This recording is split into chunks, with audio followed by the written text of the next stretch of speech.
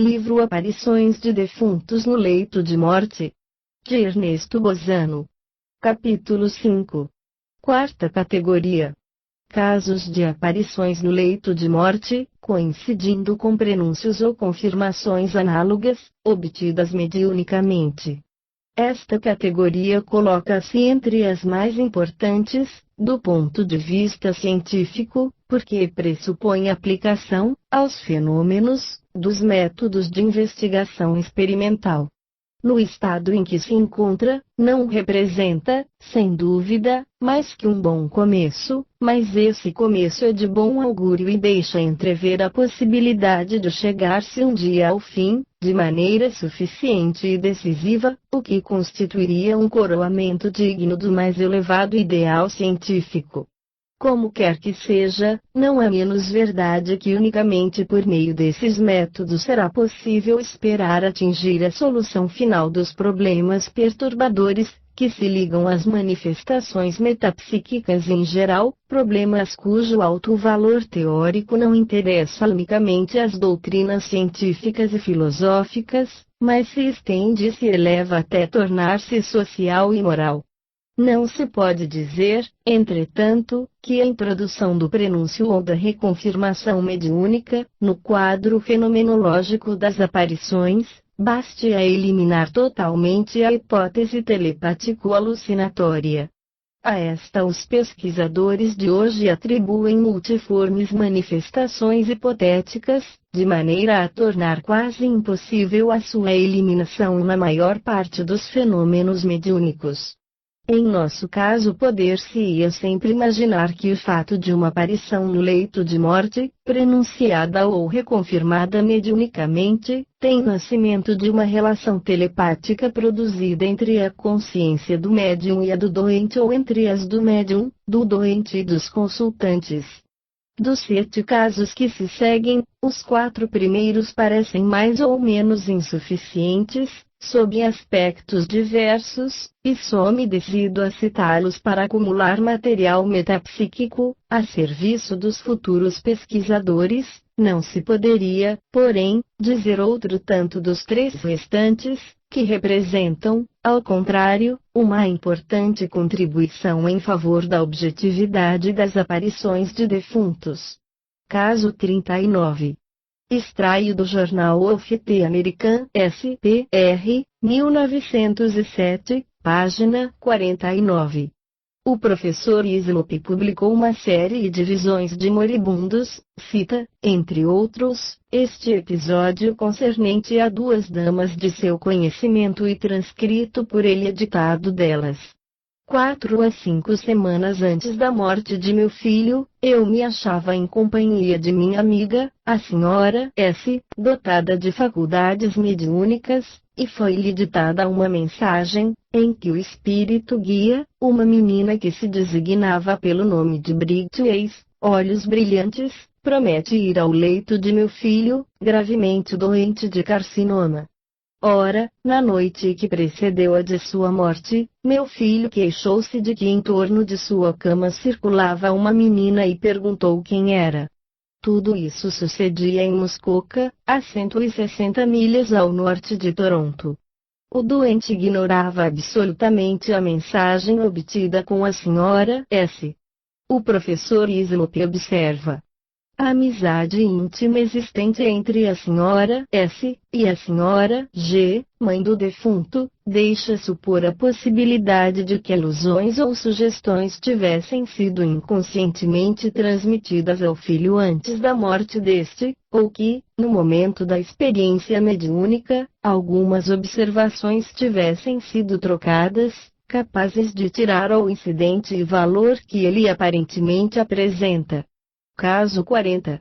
Por ocasião da morte do Sr. Ferneog, de Maritzburgo, Colônia do Cabo, espiritualista inglês bem conhecido, diretor de revistas espíritas e médium psicográfico, publicou-lhe a Light o necrológio, de que extraio este parágrafo. A 22 de fevereiro de 1892, o Sr. Ferneog teve a infelicidade de perder seu filho primogênito, de 5 anos de idade. Nessa época, as doutrinas espiritualistas não tinham atrativo para ele, deixou-se, porém, algum tempo depois, levar a uma sessão experimental. Lê-se em seu jornal pessoal, na data de 28 de novembro de 1894, o seguinte: a primeira prova de identificação se me apresentou justamente no momento em que ia renunciar às pesquisas. Manifestou-se certa senhora Nelson, que tinha sido, durante a vida, enfermeira de Maritzburgo, e que ditou: vai já à tua casa porque é lá que se encontra teu filho. A significação da mensagem estava ligada à doença do outro filhinho, Cirilo. Verneog teve a impressão imediata, e logo após perfeitamente justificada, de que o filho que se achava em sua casa era Reginaldo, vindo para receber seu irmãozinho Cirilo, também ele destinado a morrer. E o fato de que essa impressão não era fruto de uma imaginação exaltada, foi confirmada pelo seguinte: Cirilo, um instante antes de morrer, pronunciou com irritação o nome do irmãozinho Reginaldo, dizendo-lhe que se fosse embora, que não queria ir com ele, que queria ficar com sua mamãe. Caso 41. Extrais dos Annali dello Spiritismo in Italia, 1875, páginas 120 e 149. A relação do caso ocupa 10 páginas dessa revista. Narrarei tão somente as passagens principais. O relator é o conhecido espírita da primeira hora, Reinaldo Dallargine, e os protagonistas pessoas de sua intimidade. Ele escreve: o Dr. Vincente Gubernari, natural de Maremes, na Toscana, instalou-se definitivamente em Arcetri, deliciosa região perto de Florença, e, se bem que não fosse médico oficial, exercia igualmente sua profissão. Gubernari, favorecido dos bens da fortuna, esposara Isabel Segardi, de Siene, descendente de uma família patrícia dessa cidade. Também ela era rica e tinha trazido ao marido um dote não desprezível. Os esposos convieram no fazer doação recíproca de bens e a senhora Gubernari fizera seu testamento nesse sentido e supusera que o marido tinha feito outro tanto em seu benefício. Posto que o Sr. Gubernari, materialista como era, zombasse do espiritismo e dos espíritos, não pôde deixar de impressionar-se, vendo muitos de seus amigos, que ele sabia bem instruídos, isentos de preconceitos e outrora mais anti-espíritas que ele, tornarem-se repentinamente crentes com as manifestações espíritas. Um belo dia, pois, o doutor, ou porque se quisesse convencer pessoalmente, ou porque se quisesse divertir à custa dos amigos, manifestou-lhes o desejo de tentar uma experiência na própria casa e convidou-os a nela a tomar parte. Logo que os experimentadores formaram a cadeia em torno da mesa, um espírito agitou-a, com força surpreendente. E o doutor ficou extremamente admirado quando, perguntando-se o nome do espírito presente, este lhe respondeu: tua tia Rosa. O doutor ficara órfão, com pouca idade, e fora educado com ternura por essa tia, que lhe tinha servido de mãe. Quando voltou-se da surpresa, exclamou: pois bem, se és verdadeiramente minha tia Rosa, ajuda-me a ganhar muito dinheiro. Estou aqui para bem outra coisa. Vim para aconselhar-te a mudar de vida e pensar em tua mulher, respondeu o espírito. Já pensei em minha mulher, respondeu, sem vergonha, o doutor, tanto que ambos fizemos nossos testamentos, com benefícios recíprocos. Mentira! Respondeu o espírito, sacudindo fortemente a mesa, para demonstrar o seu descontentamento. Ela te deixou tudo, sim, mas tu não lhe deixaste nada. A senhora Gubernari tomou parte, então, no diálogo, e querendo persuadir o espírito de que seu marido tinha feito testamento em seu favor, disse, corajosamente, que ele podia prová-lo, mostrando o mesmo testamento aos amigos presentes. O doutor, em consequência dessa intervenção inesperada de sua mulher, viu-se comprometido e sem saber como sair-se do aperto. Sabia o que lhe dizia a consciência e lhe era impossível mostrar os documentos, declarando que o espírito não tinha dito a verdade. Muito perturbado com o incidente, declarou, então, que não faria ver a ninguém o testamento. E o espírito, agitando a mesa com força ainda maior, respondeu: Tu és um impostor. Sim, eu te repito. Esqueceste tua mulher em teu testamento, só te lembraste da tua criada, por quê? Muda, sim, teu modo de vida e teu testamento e apressa-te, porque não tens tempo a perder, dentro de alguns dias estarás conosco no mundo dos espíritos. Essa revelação foi como que um raio sobre a cabeça do doutor. Ele ficou aterrado e, depois, com raiva, gritou: Como?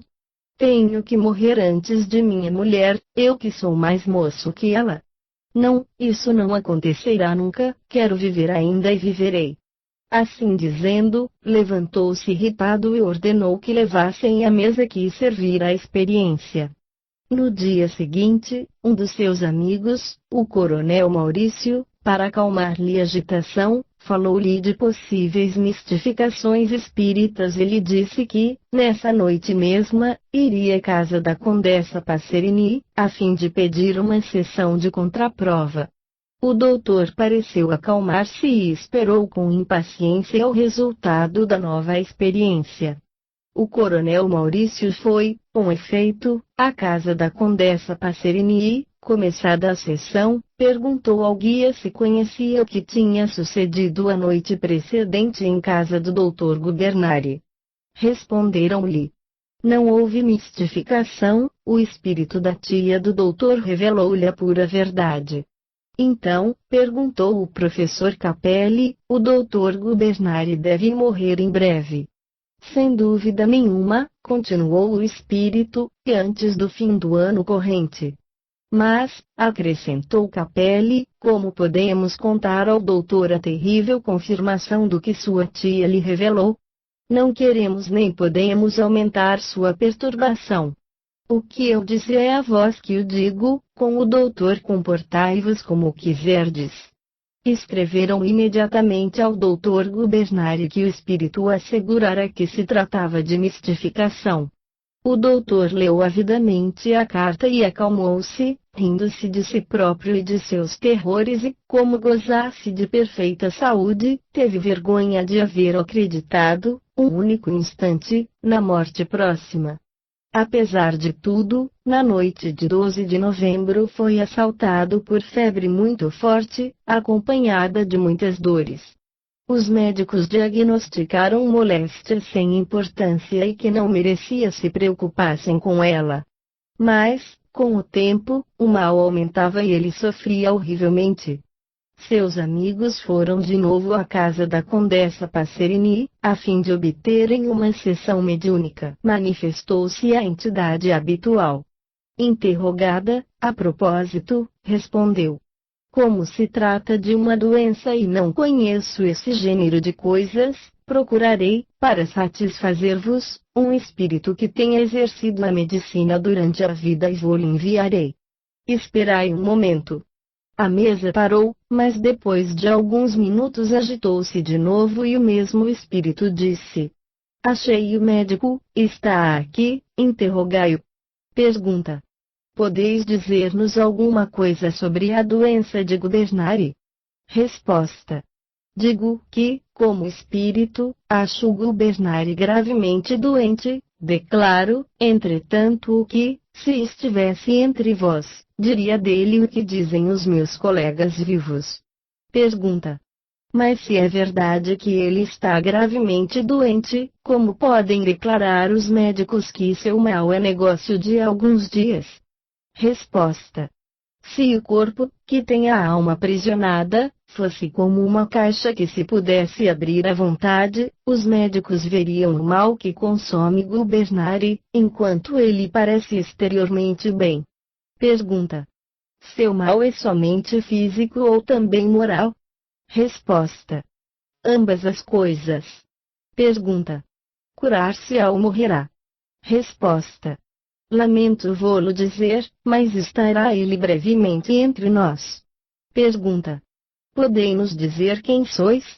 Resposta: um médico cujo nome não vos é conhecido. Pergunta: sede bastante bom para nos fazer conhecido vosso nome? Resposta: eu vô-lo digo e já me vou porque estou com pressa. Panatone. Boa noite a todos. O doutor Panatone, parente do deputado do mesmo nome, tinha sido um bom médico e havia exercido sua profissão em Florença. Foram feitas outras consultas e os médicos sentenciaram, por fim, que o doutor tinha um quisto interno. Ele morreu a 30 de dezembro de 1874. Em estado de agonia, dizia ver perto do leito o espírito do Dr. Panatone, que não o abandonava um só momento, e à sua cabeceira os espíritos de sua mãe e de sua tia Rosa, que o consolavam com sua presença e o encorajavam a deixar a vida terrestre. Temendo que o não acreditassem, exclamou mais de uma vez: o que eu digo é a pura verdade, estou na agonia e na agonia não se mente. Caso 42.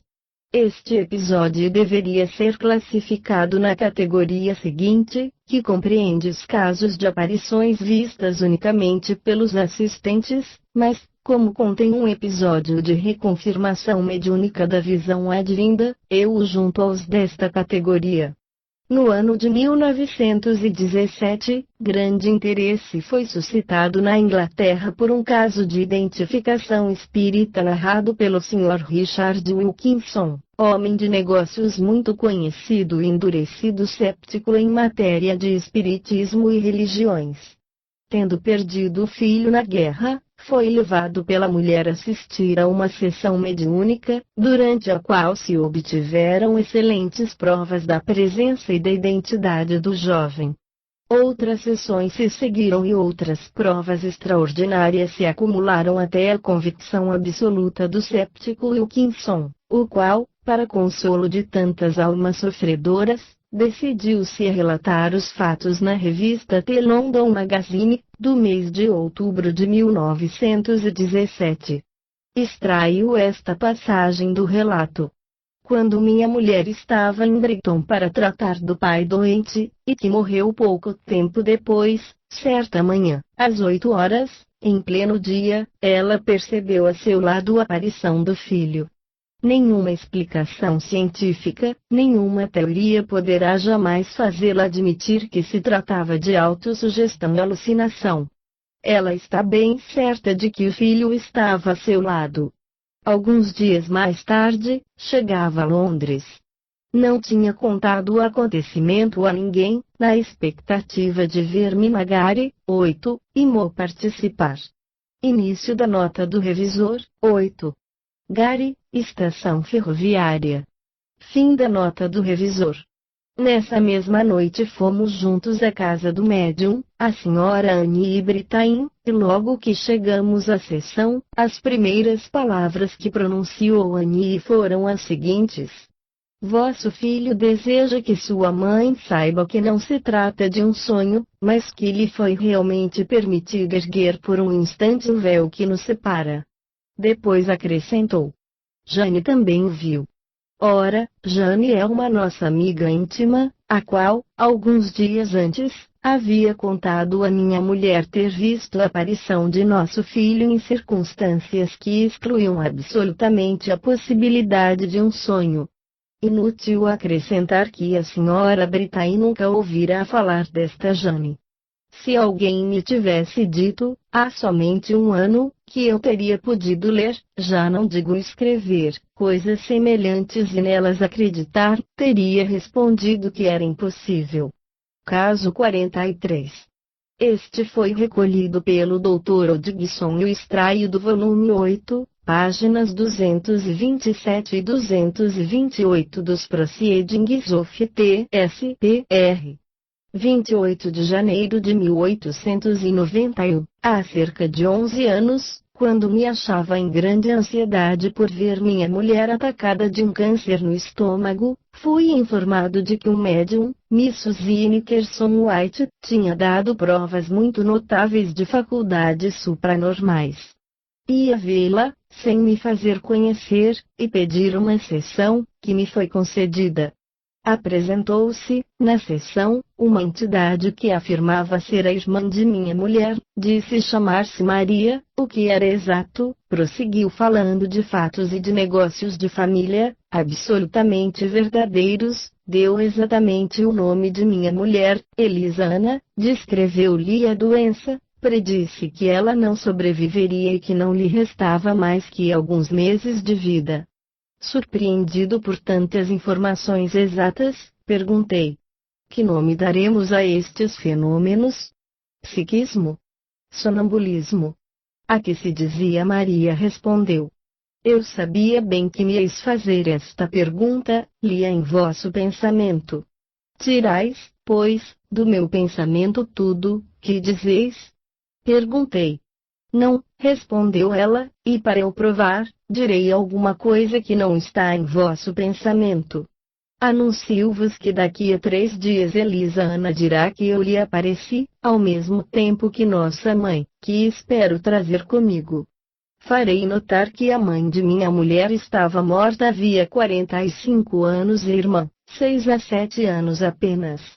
Guardei naturalmente segredo do que se havia passado.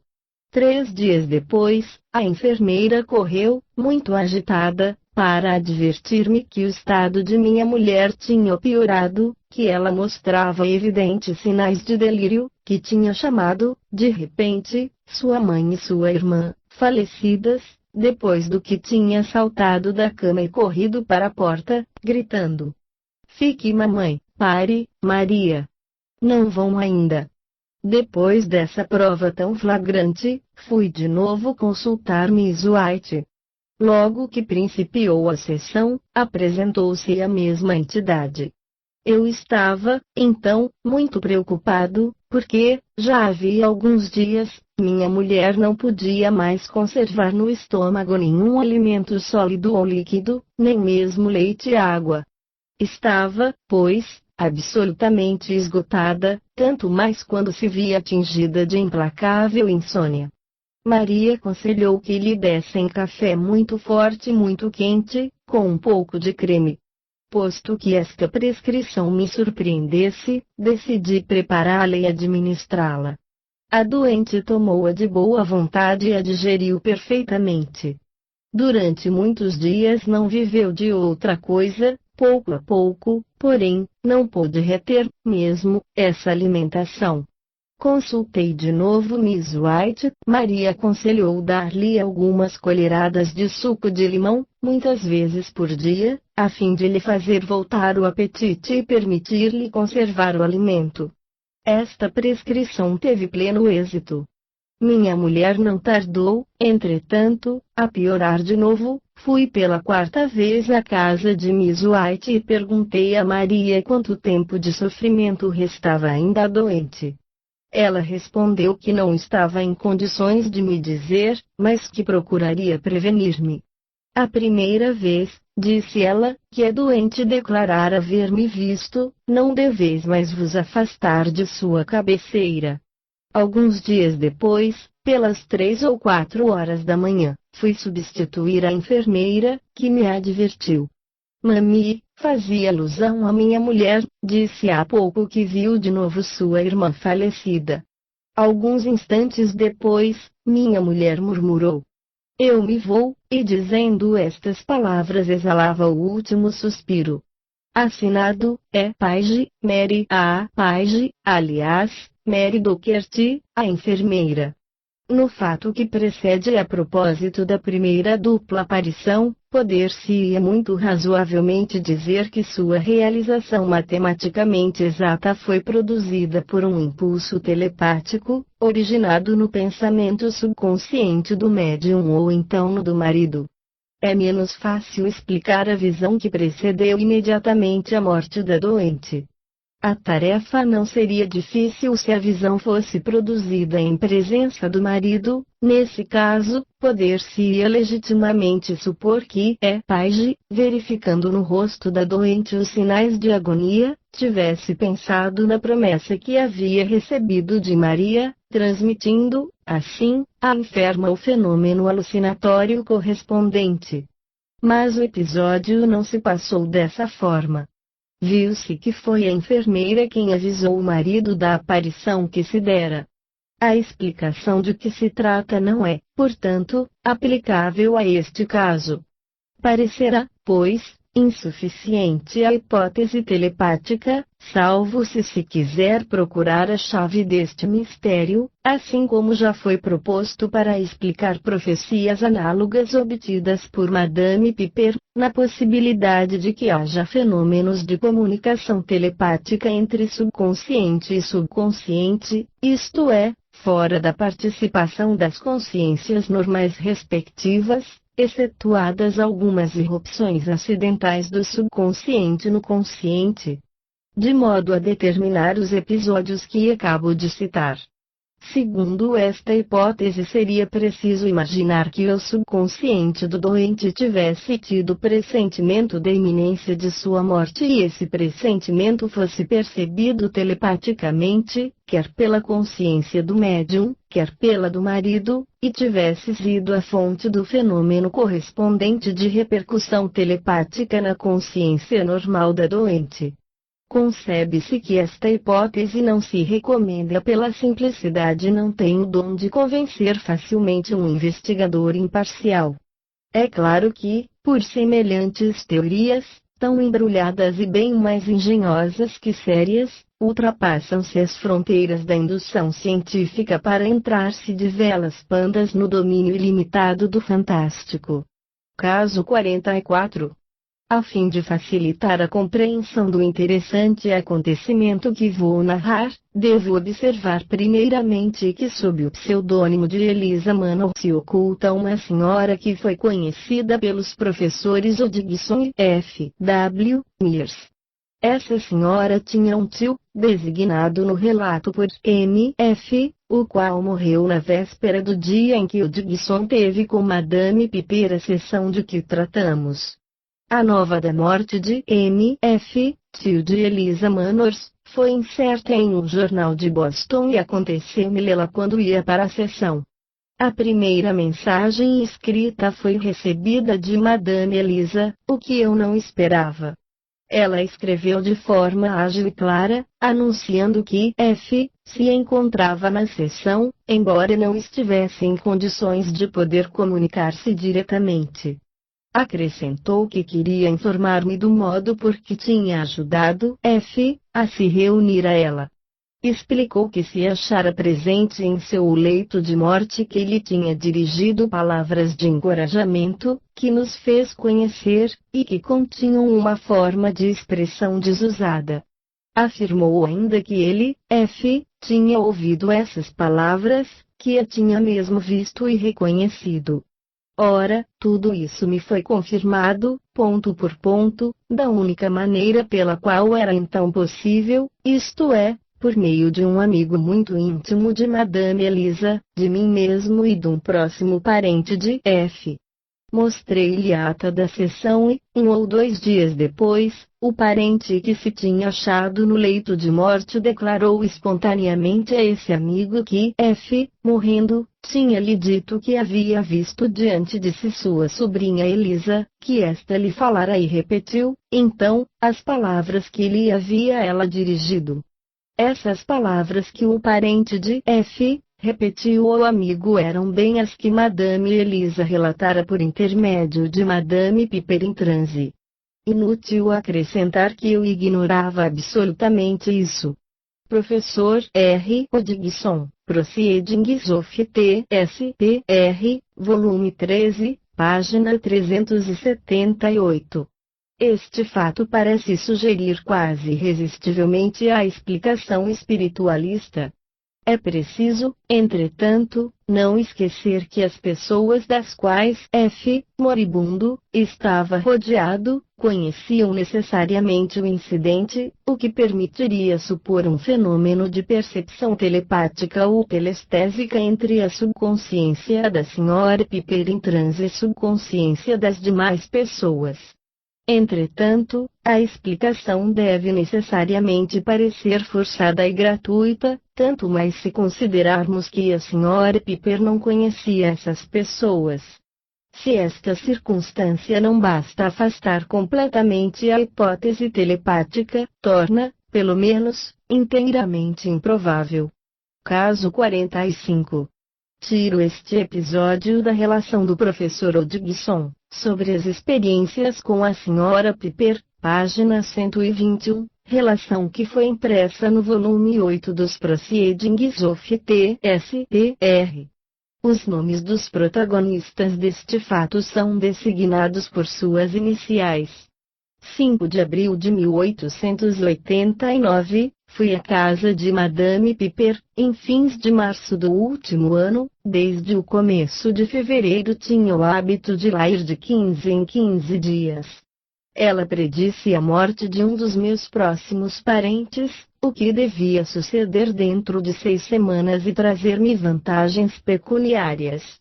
Pensei, naturalmente, em meu pai, que havia atingido a avançada idade de quem Madame Piper traçara a personalidade com admirável evidência, algumas semanas antes, embora o tivesse feito de forma a deixar supor que falava, não de meu pai, mas simplesmente de pessoa a qual estava eu ligado por estreito parentesco.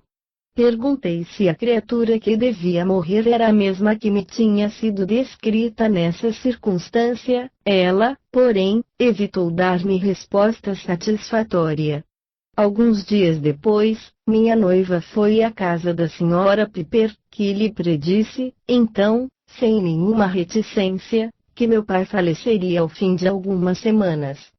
Em meados do mês de maio, meu pai, que se restabelecia de um ligeiro acesso de bronquite, morreu, de repente, em Londres, em consequência de uma paralisia cardíaca. Isso se passou no próprio dia em que os médicos o tinham declarado fora de perigo.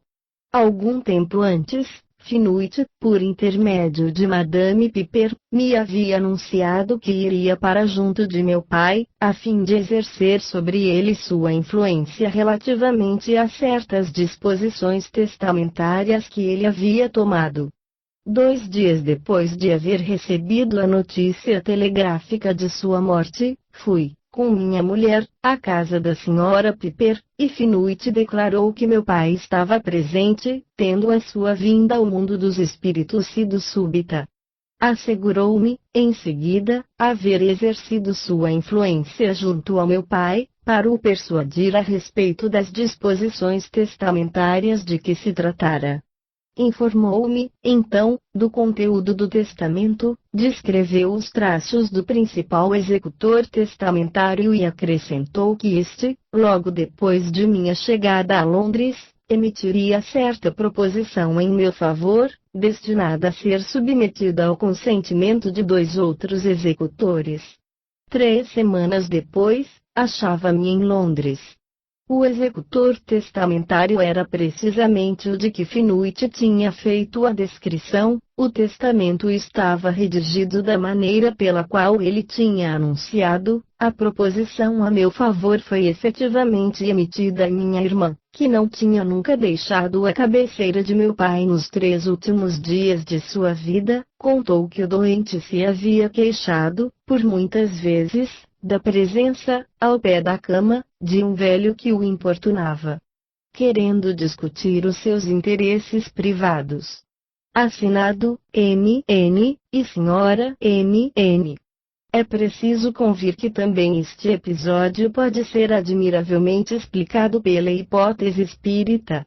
É-nos preciso, entretanto, procurar saber, friamente, até que ponto a hipótese telepática poderá satisfazer-nos, a princípio, do ponto de vista do fenômeno da aparição, em seguida dos outros incidentes considerados em relação com o próprio fenômeno.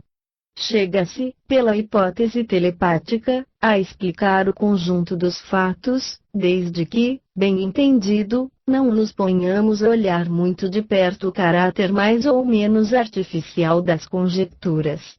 De acordo com essa hipótese, pelo que se relaciona com a coincidência entre a aparição no leito de morte e o que fora predito na sessão de Madame Piper, dever-se-á supor que a subconsciência do médium em transe, personificando a entidade espírita que se dizia Dr. Finuit, e objetivando-a sob a forma de um velho, tenha transmitido telepaticamente ao centro de ação do doente a mesma objetivação alucinatória.